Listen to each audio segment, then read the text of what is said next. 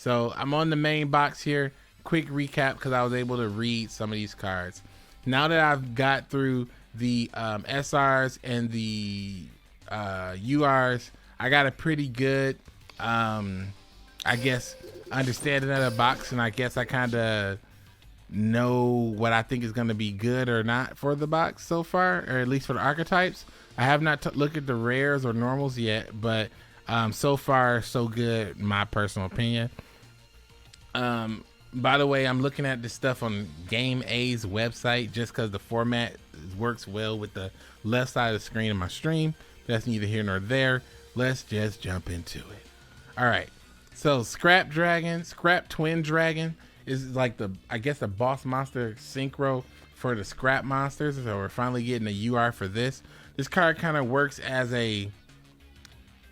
almost like a mist worm, but instead of bouncing 3 cards, it destroys one of your Scrap monsters, and Scrap monsters will want to be destroyed, and then bounces 2 of your opponent cards, if I read that correctly. And honestly, I think that this card has potential, but I don't know a lot about Scrap, so I can't really tell you that this deck is going to be like meta changing whatnot. So Road Warrior is pretty niche. Road Warrior's effect basically lets you special summon a level 2 or lower warrior from the deck. So I guess maybe extend your combo or play, but you have to use Road Synchron, and I don't think I've gotten a Road Synchron yet, but we'll see. It all depends on how good Road Synchron is. I don't really remember that card. Mobius is going to be a really strong card coming up in this next meta. Just a really good tech card, just based off of what you know here. It says when this card is tribute summoned, you can target up to 2 speller traps on the field and destroy those targets. Basically, if you just throw this in any deck, it could be viable for you. But honestly, I feel like this deck is going to be key in the C Stealth Attack deck, because you can use Fishborg Planner, Flip Planner, Special Summon, Tribute the Planner for Mobius, blow up to back row, and just go crazy on your opponent with C Stealth Attack in the back. Insane advantage. Only weakness I see to Mobius is if Ancient Gears, of course, gain more prominence, and it's not going to benefit you to blow up back row and swing in with Mobius. So to be fair, Mobius has a dubious future.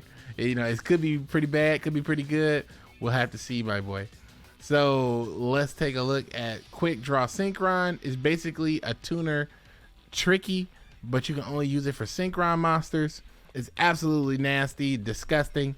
You can just you send a card from the hand in the grave, and basically the card that you will send from the hand in the grave is Quillbolt Hedgehog.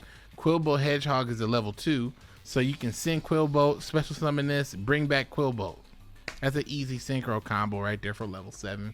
But your level 7, you're gonna have to bring out people like Berserker dude. So this is pretty good, man. I like this card. I like this card a lot. So definitely gonna be worth it. Legendary 6 Samurai Shi-In. This card is broken because it gives you a spell trap negate. It's a level 5 6 Sam monster. And coming up, there's another card that I think can work really well with this card with balance. That can help you control the board on your very first turn.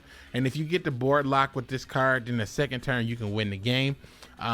You don't really even, you can't even Lava Golem play out of this. So I really think Shi-In is going to be the deal breaker for this deck. For sure. Let's talk about the next card. Kaizen. Kaizen is a pretty good level 4 6 Sam monster because you can special summon this card while you control 2 or other face up 6 Sam monsters. Wait, no, it says if you control a face up 6 Samurai monster with a different name, you can special summon this card while you control 2 or more 6 Sam monsters. It gains 300 attack and defense. So you can special summon it if you already control a 6 Sam, and then you can go ahead and get an attack boost if you have more. So basically the game winning combo is this. I'm just going to break it down for you. On the first turn, somehow you go into this card. you know, you sync up, you play this card on your very first turn. You set the trap card 6 style dual wield, which basically prevents your opponent from doing anything. Because it says if you control a 6 samurai monster in face up attack position, target 2 cards your opponent controls and return those targets to their hand. So basically you can break any combo that they have, or at the end of the turn put their back row back into their hand, or whatever the case may be. And then on your next turn, because you already have Shein on the board, you would go ahead and special summon Kieran. So pretty much right there, that's the full combo, and that's a game pretty much. So yeah, I like it. That's this game. So that's pretty nuts. And also you have a spell trap negate. This is busted. Shuffle Reborn is gonna be a niche card, but it'll probably help you out with synchro summoning. If you control no monsters, you can target 1 monster in the graveyard, special summon it. Its effects are negated. If it leaves the field, it gets banished. But here are some more interesting effects. You can banish this card in the graveyard to target 1 card you control and shuffle it into the deck. Then draw 1 card, and also during your end phase, you can banish one. You have to banish 1 card from your hand if you use Shuffle Reborn's effect. So that's gonna be pretty disgusting.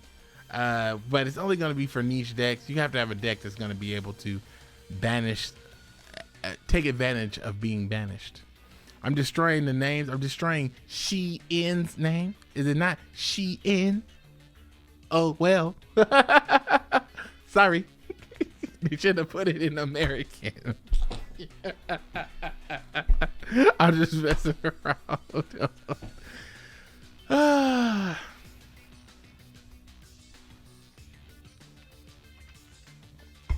Terrible.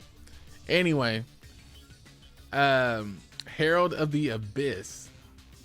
Actually, did I skip that card by accident?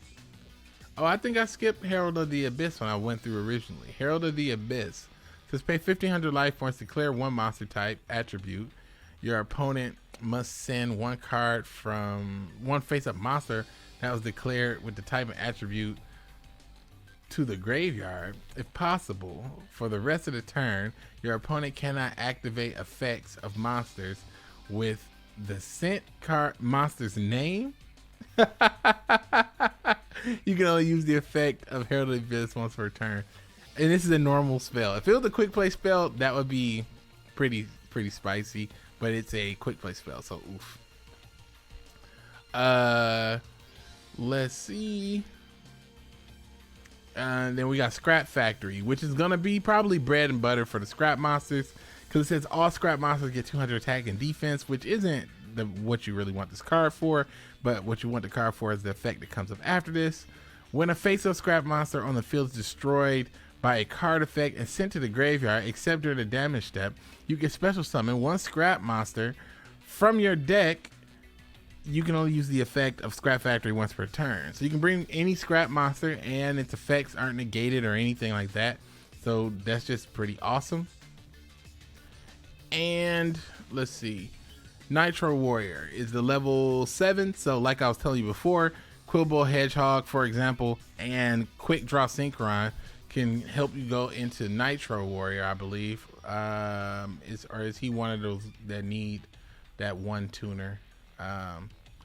Nitro Synchron. Yeah, so he can use any Synchron. So yeah, you can go into Nitro Warrior, get in there with your Nitro Warrior and do your Nitro Warrior combo. Basically, if you activate a spell, you can boost him to 3,800, and then if he attacks and kills a monster, he can change a defense position to attack position and attack yet again.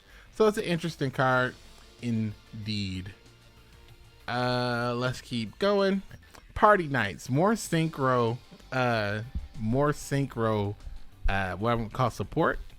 So basically, when you take damage from your opponent's attacking monster, so you can't do this if they're attacking into you, you can special summon this guy from your hand, and then the damage you took, you can special summon a monster with equal to or less attack points than the damage you took. So basically you would take damage, special summon Party Dice, special summon a tuner, and then hopefully that was the last attack in your turn.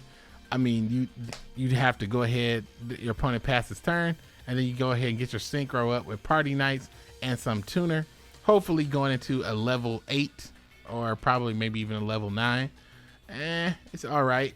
I don't like cards that rely on me taking damage, because 9 times out of 10, if you're taking damage in Duel Links, you're probably gonna die. So, oof. Here is another new scrap monster, Scrap Beast. It's this face-up defense position card is targeted for an attack. At the end of the battle phase, destroy this card. If this card is destroyed by a scrap card and sent to the graveyard, you can target one scrap monster except this card, except Scrap Beast, and add that to your hand. So decent. Oof. Meet black girls in your area. The mads though. Oof. Apparently we can also meet black girls in my area. Oof. Omega. Oof. Red Sparrow Summoner, which is definitely something I think is pretty interesting. Red Sparrow Summoner is a fire spellcaster monster with a searching effect. So it's basically when this card is destroyed by battle and sent, when this card is destroyed by battle from an opponent's attacking monster and sent to the graveyard, you can special summon one warrior type monster with 1500 attack or less from the deck. So instantly what jumps into my mind is special summon the DD Warrior. But a lot of people pointed out in the chat that DD Warrior is not all that you can special summon. You know, you can special summon Amazonas monsters, you can special summon Amazonas Princess, you can special summon tons of things. So yeah, I really think that this is going to be a pretty interesting card indeed, my boy. Definitely for the meta just kind of going forward. I think it's going to be definitely pretty interesting. So did I read Stardust Charge Warrior? I thought we already had Stardust Charge Warrior in the game, and I already read past it. I skipped that dude, but we'll go and read this dude again. Stardust Charge Warrior. There the boy is right there. It says 1 tuner and 1 non-tuner monster. It says when this card is synchro summon, you can draw 1 card. You can only use the effect of Stardust Charge Warrior once per turn. This card cannot. This card can attack all special summon monsters your opponent controls once each. No, this is not the same. We do not have Stardust Charge Warrior. All right, Quill Bolt Hedgehog. You already know what that does. I was telling you guys about this earlier. When you discard this card, or when this card is in the graveyard, you can special summon this card if there's a tuner monster on board. So that's pretty spicy in general. So I think I like this card. But actually, going back to the Stardust Charge Warrior, by the way, you can use all that Stardust support that we have. So that's actually pretty interesting too. Because I think the Stardust cards that you can use all say like, if this card has Stardust in the name in quotations. So I think that you can basically use the Stardust in quotation name, so you can use cards like Stardust Shot, destroy 1 monster in your hand. Yes, like Stardust Shot. So that's gonna be pretty good. Ding, you bell. All right, go back. Boop. And I lost my space. Oh, I went too far. All right, Burial from a Different Dimension is a interesting card. It's gonna be a niche card, so you're not gonna really use it for everything, but it's only gonna be for decks that really can benefit from bringing banished monsters back from the graveyard. But basically, you can use this card to target up to 3 banished monsters and return them to the graveyard. and that even means your opponent's cards too. So pretty good, my boy. Pretty good. Should it be a SR? I'm not really sure though. This card called Concurrent, what is it? Concentrating current. I read that fine earlier. I just couldn't see it for some reason. Target one face-up monster you control. It gains attack equal to its defense until the end of the turn. Other monsters you control cannot attack the turn you activate this card. So decent card. It could be a pretty tilty game-ending card, just boosting a random monster's attack during damage and giving them an extra maybe 2,000 points, 1,500 points, whatever the defense is. So that could be pretty interesting. This is going to be pretty broken because as I was talking to you guys before, talking about the 6 Sam cards and how I think that they're going to be effective, you have this card called 6 Samurais United. So let's imagine that you did all that stuff that I told you before about setting up your board with your Shi-In and your whatever the special summon guy's name was. Basically on the next turn, you play this and draw some cards. So this is going to be pretty disgusting. I'm really going to enjoy playing this card because each time a 6 Samurai monster is normal summon or special summon, place a Bushido counter on this card, max 2. You can send this card to the graveyard to draw 1 card for each Bushido counter on it. So it's basically a 6 Sam Pot of Greed, which is exactly what you needed. Let's go into Necro Fusion. Pretty busted. It's a trap card polymerization for cards in the grave. Basically, on the first turn, you can make cards like Ojama King, as somebody pointed out, the new Relinquish Fusion, which is pretty nuts too. So basically, this card just says fusion summon 1 fusion monster from the extra deck by banishing 1 fusion material card. This banishing fusion material cards listed on the card from your GY. Banish those cards face down, but this card cannot attack this turn. But it can attack next turn. And bringing this card out ahead of an opponent's combo where you know they're going to use a monster effect is going to be pretty effective too. And that's pretty disgusting. And like I told you before, this card style, 6 style, is pretty disgusting because it basically just allows you to control the board. If you only control 1 6 Samurai monster, target a face-up, 1 6 Samurai monster in face-up attack position, target 2 cards your opponent controls and return them to the hand. So that could be 2 back row, a monster in the back row, 2 monsters, anything. So that's pretty broken, my boy. I really like that card. So far, asking me, Dan, what do you think of this box? Just outright, my opinion on just the SRs and just the URs, this box is probably going to be worth buying, especially for the 6 Samurai, because you can clearly see from how these cards are shaping. These 6 Samurai monsters are going to be definitely a force to be reckoned with in this next meta. And I'm sure that, it's going to be so good that it's going to be a lot of different variants to it. Just like Kokimaru were in this last meta, but eventually it got boiled down to something that everybody could use. So yeah, that's pretty much my rundown and thoughts on just the SRs and the URs for this box. So for people who came in late, that was your quick Duel Links recap. And as always, this is YTDan requiring a sandwich.